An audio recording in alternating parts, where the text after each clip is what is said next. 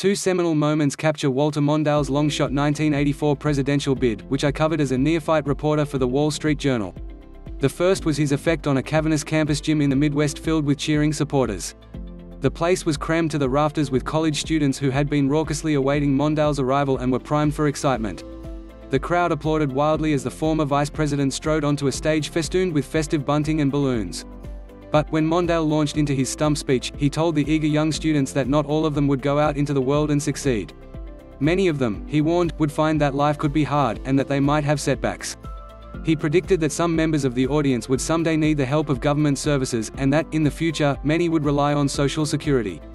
When I looked out across the room, it was as if a field of wildflowers was wilting before my eyes. One could feel the crowd's optimism plummet, as soon-to-be college grads pictured themselves as needy old folks waiting for their government checks. Everything Mondale said was true. But it was not what American voters wanted to hear. The second instance was more famous. It was a moment during his acceptance speech at the 1984 Democratic Convention when, to the shock of many, Mondale chose to deliver the bad news that, if elected, he would raise taxes. At the time, Ronald Reagan, who was seeking a second presidential term, was promising "morning again in America" with a series of gauzy television ads featuring white picket fences and golden sunrises. But Mondale refused to peddle the magical thinking of Reaganomics, the phony claim that slashing taxes would produce an economic boom so great that it would make up for the lost tax revenue.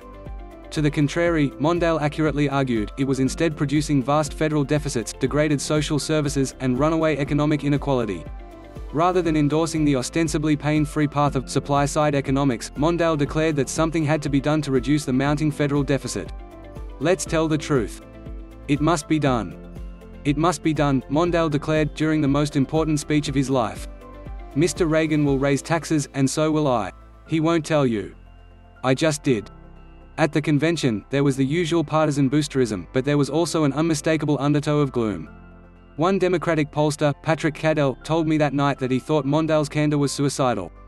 And, indeed, Mondale was defeated soon after, in a landslide. Mondale carried only his home state of Minnesota and the District of Columbia. But, looking back, it's hard not to admire how honorable Mondale, who died on Monday, at the age of 93, was during that campaign.